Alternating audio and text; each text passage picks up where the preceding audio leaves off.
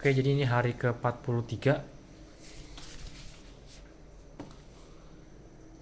Ini hari ke-43 is day 43.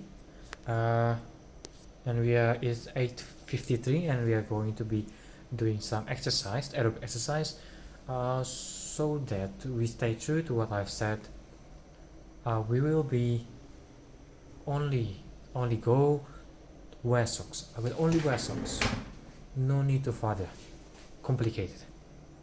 3-second rule, just wear socks.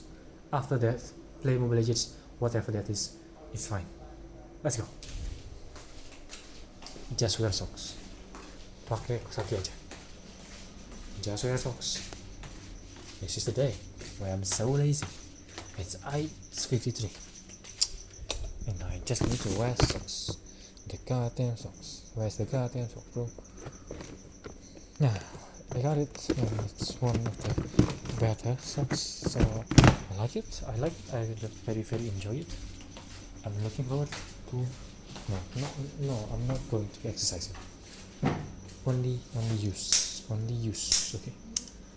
Okay. I'm setting up the camera.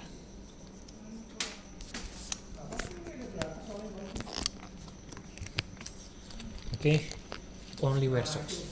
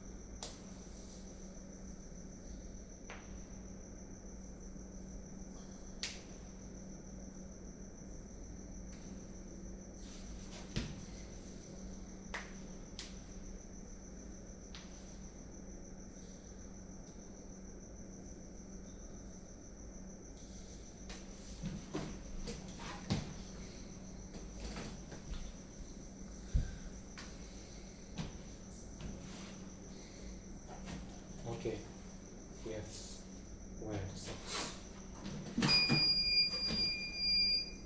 Let's just turn on. Mari kita mulai aja. Let's just do like a little bit. Let's say only like start measuring and recording your workout. And then well, let's just turn it on. Turn it on. Please look behind.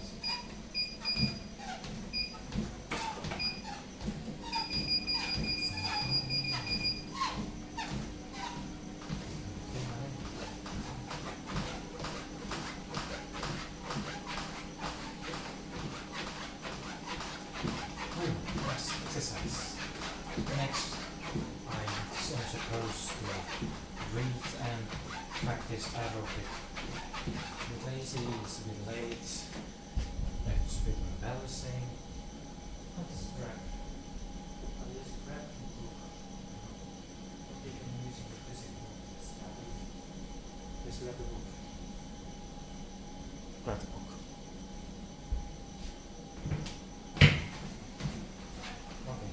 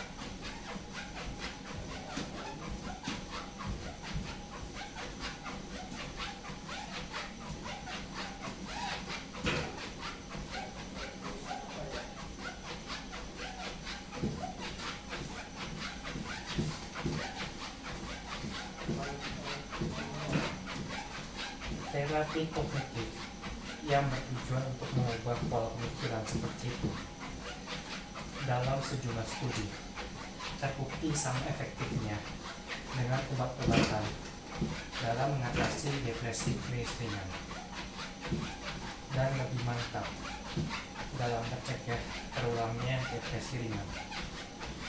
Dua strategi yang secara khusus amat efektif untuk memerangi depresi adalah pertama, belajar melawan pikiran-pikiran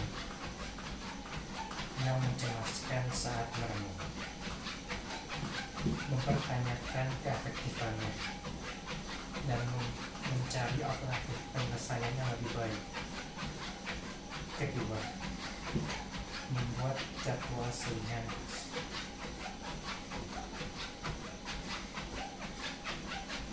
Membuat selingan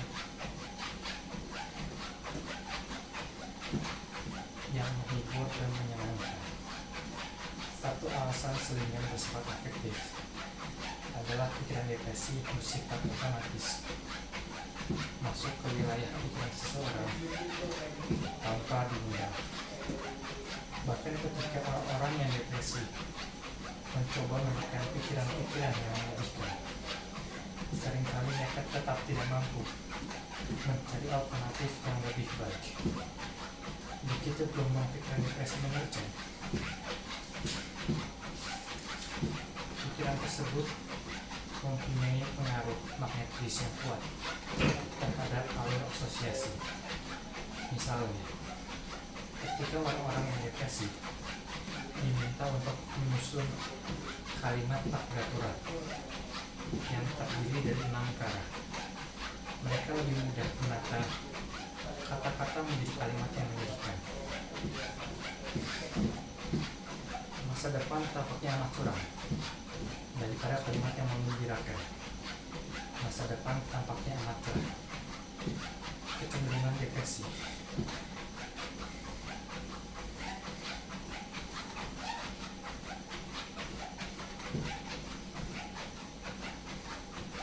Kecenderungan depresi untuk tetap bertahan bahkan mempengaruhi jenis selingan yang dipilih. Bila orang-orang yang depresi disodori daftar yang memuat cara-cara yang menyenangkan atau yang tidak menyenangkan untuk membebaskan pikiran mereka dari sesuatu yang menyedihkan, misalnya kematian sahabat, mereka lebih memilih kegiatan-kegiatan yang melankolis. Richard Wenslaw, ahli psikologi dari University of Texas, yang melakukan studi ini dan menunjukkan bahwa orang yang mengalami depresi harus berupaya sekuat-kuatnya untuk mengalihkan perhatian mereka pada sesuatu yang betul-betul menyenangkan dan dengan seserimat mungkin agar tidak dengan tak sengaja memilih sesuatu yang malah akan membawa suasana hati mereka menjadi lebih sedih lagi. Misalnya, film yang menguras air mata atau novel yang berakhir tragis.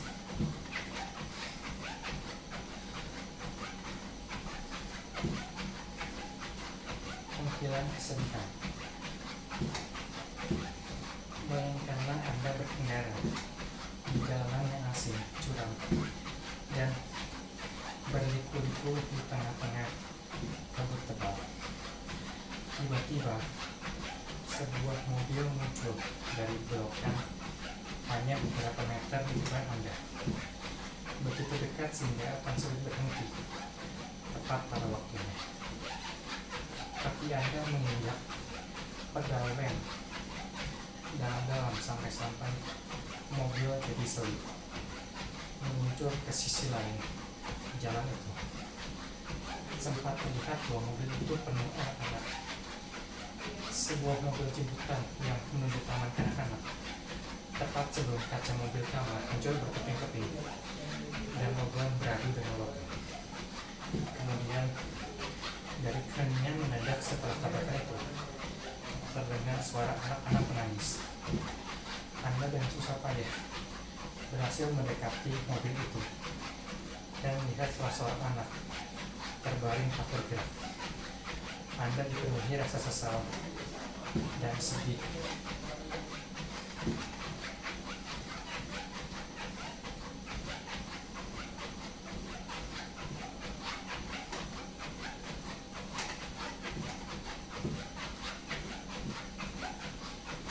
Anda dipenuhi rasa sesal dan sedih atas tragedi itu. Skenario tragis semacam itu digunakan pada percobaan Wenslav untuk membuat para sukarelawan menjadi sedih. Para sukarelawan itu kemudian harus berupaya menyingkirkan adegan tersebut dari pikiran mereka, seraya mencatat apa-apa yang sedang mereka pikirkan selama 9 menit. Setiap kali adegan yang menyedihkan itu muncul dalam pikiran, mereka harus membuat tanda silang selama mencatat. Meskipun sebagian besar orang semakin lama semakin jarang memikirkan adegan tragis itu, sukarelawan yang amat sedih memperlihatkan peningkatan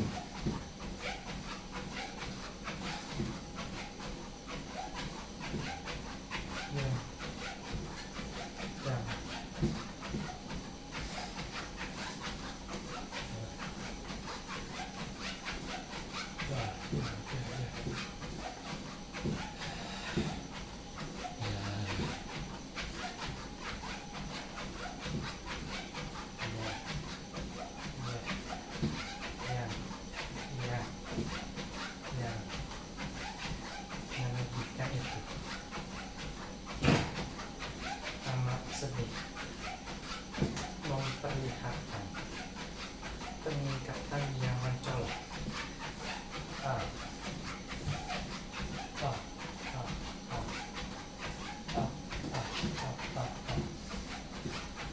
atas masuknya adegan tersebut dalam pikiran mereka selama 9 menit itu, dan bahkan menjadikannya sebagai rujukan tak langsung untuk gagasan yang seharusnya menjadi pengalih perhatian dari kesedihan itu.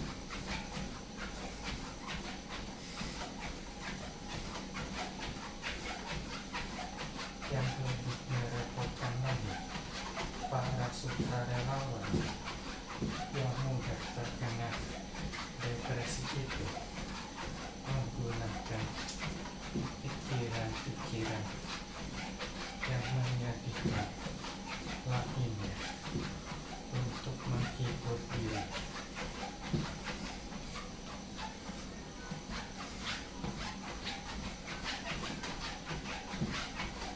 Sebagaimana dikatakan Wenslav kepada saya, pikiran-pikiran itu terasosiasi dalam benak bukan hanya karena maknanya, namun juga karena suasana hati. Orang memiliki simpanan serangkaian pikiran setiap muncul. Begitu mereka terlambat rasa sedih. Orang yang terserang depresi cenderung menciptakan jaringan asosiasi yang amat kuat di antara pikiran-pikiran ini.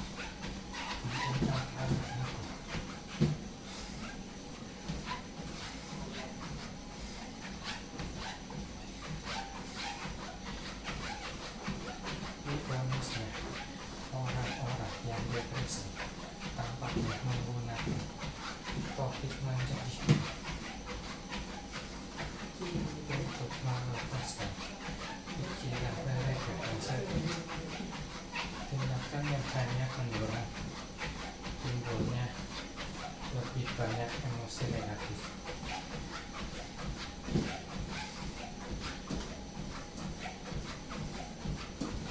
Menangis, menurut salah satu teori, merupakan cara alamiah untuk menurunkan kadar senyawa kimia otak yang memicu kesedihan.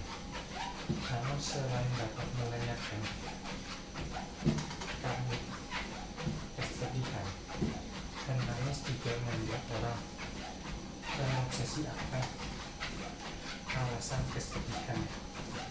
Gagasan menangis itu baik, justru menyesatkan. Tangisan yang mengiringi lamunan akan menciptakan kemerangan yang berkepanjangan. Salinan dapat memotong rantai pemikiran yang mempertahankan kesedihan. Salah satu teori terkemuka tentang mengapa terapi elektrokonvulsif efektif untuk mengatasi depresi paling berat adalah karena terapi tersebut menyebabkan hilangnya ingatan jangka pendek. Pasien merasa lebih nyaman karena tidak lagi ingat mengapa mereka begitu sedih.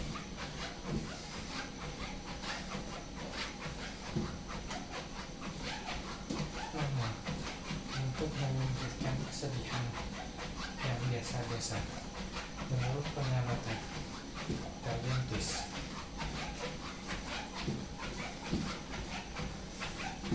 banyak orang melakukan selingan seperti membaca, menonton televisi dan film, bermain video dan teka-teki, tidur dan berkhayal, senang berlibur ke tempat yang diinginkan.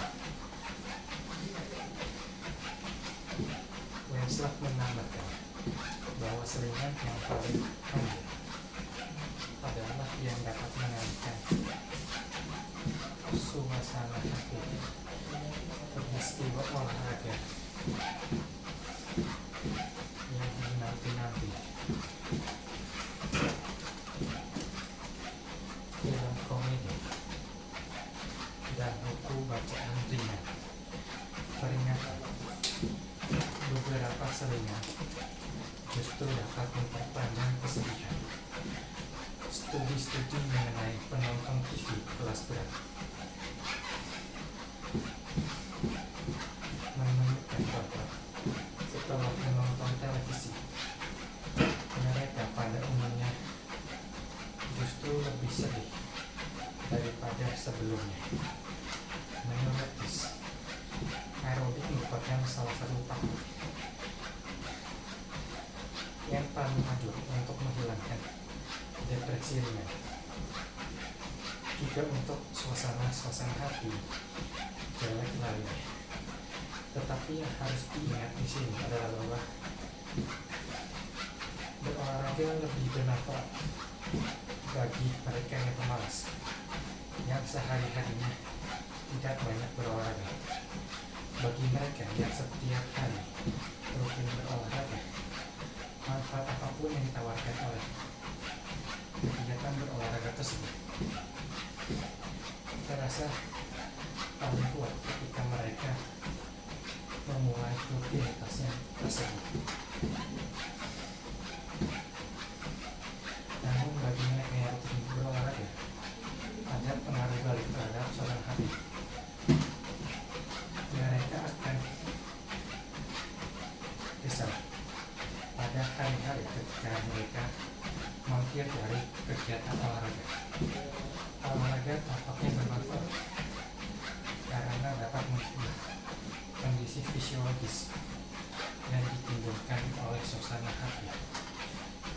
introspeksi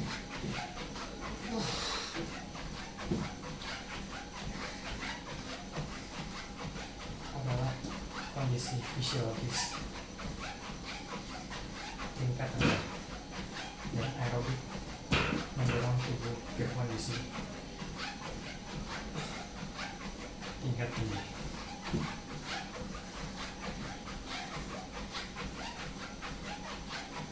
Dengan cara yang sama, teknik relaksasi yang membawa tubuh menuju kondisi tingkat rendah lanjut untuk kecemasan yang merupakan kondisi tingkat tinggi,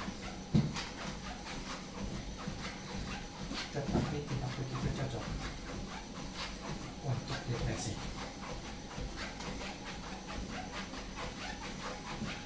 Masing-masing pendekatan ini agaknya bekerja dengan cara memutus siklus depresi atau kecemasan karena tiap pendekatan memacu otak untuk mencapai tingkat aktivitas yang tidak cocok dengan kondisi emosi yang menguasai otak. Jadi distraksi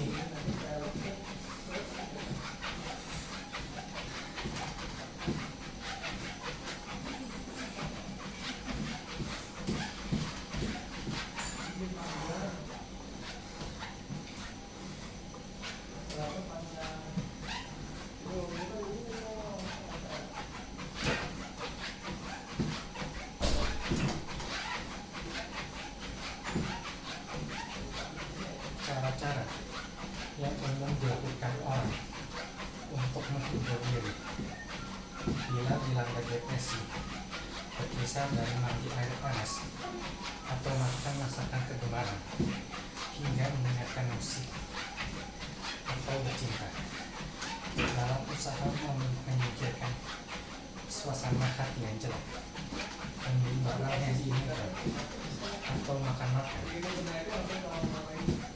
digemari wanita. Berbelanja juga merupakan pilihan yang disukai, meskipun sekadar window shopping. Di antara para mahasiswa, Is mengamati bahwa wanita yang memilih makan sebagai pelampiasan depresinya jumlah 3 kali lipat dari pria. Sebaliknya pria yang lari ke minuman keras atau obat bius jumlahnya 5 kali lipat dari wanita. Kerugian makan berlebihan atau minum minuman keras untuk melepaskan depresi adalah cara tersebut mudah berbalik menjadi senjata makan tuan. Makan berlebihan dapat menimbulkan penyesalan. Alkohol adalah senyawa yang bersifat menekan sistem syaraf pusat. Dengan demikian, keduanya hanya memperbesar efek-efek depresi itu sendiri.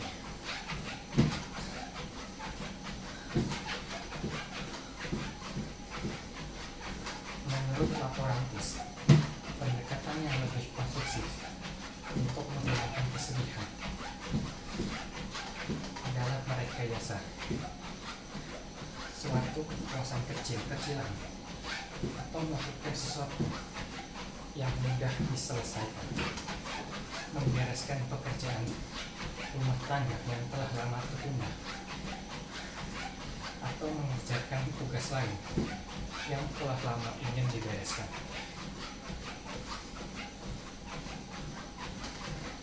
Dengan cara yang sama, peningkatan citra diri juga meringankan hati. Bahkan andai kata hanya dalam bentuk berdandan atau mengenakan rias wajah.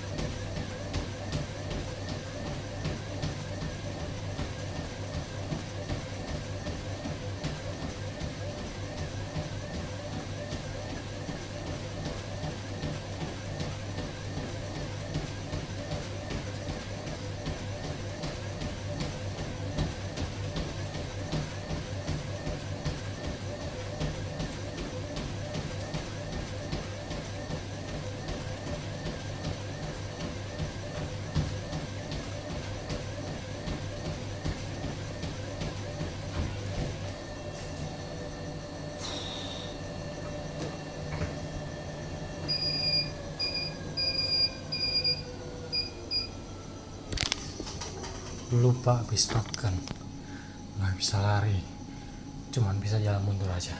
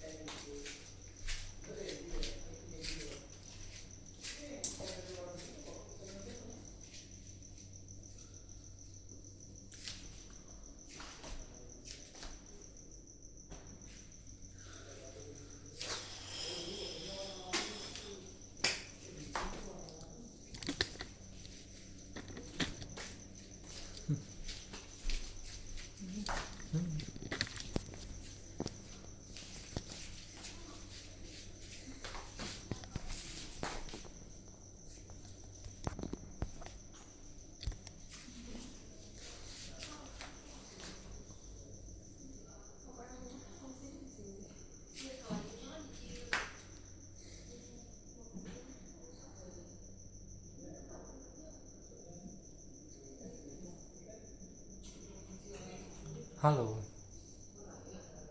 apakah kamu sudah olahraga hari ini?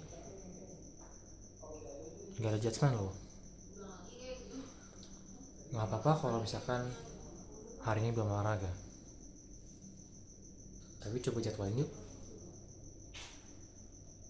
Misalkan jam 3 olahraga, notifikasi masuk,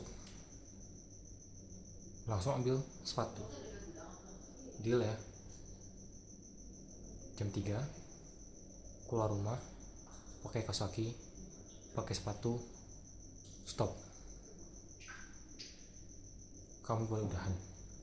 Kamu gak harus lanjut olahraga. Kamu harus sebaik ini ke diri kamu sendiri, supaya kamu bisa ngebangun kebiasaan buat berolahraga. Nah, aku bakal nyoba juga hari ke-44 dan seterusnya. Aku lakuin itu doang. Aku pakai kaos kaki doang. Terus kalau mood, aku lanjut sampai aku kayak keterusan, karena berada di flow ini ya, kayak dapat hormon serotonin lah, merasa happy ya kan. Nah sampai itu habis, sampai flow-nya habis ya, sampai kayak state fokusnya itu habis, udah mulai mau udahan, mulai apa, aku langsung udahan.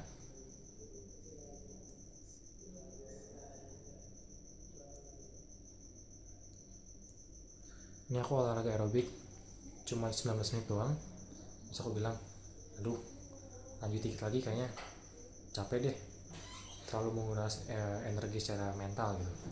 Ya udah udahan, besok lagi, nggak masalah, karena kita lakuin cuman membangun kebiasaan. Lama kelamaan aku yakin ini baru day ke 43, bayangin day ke 400, betapa kebiasaan kita dalam berolahraga secara mental, secara fisik, secara habit. Pasti 45 menit tercapai lah di hari 400 itu kan, dan itu cuma setahun doang, dikit gitu. Jadi aku mau kalian mulai hari ini supaya setahun lagi, tahun depan, kalian olahraganya udah nggak mikir. Oke, segitu aja buat day ke 43. See you di day 44. Jangan lupa follow kalau kalian pengen dapat tips-tips begini lagi dan update tips and trick aku. Bye bye.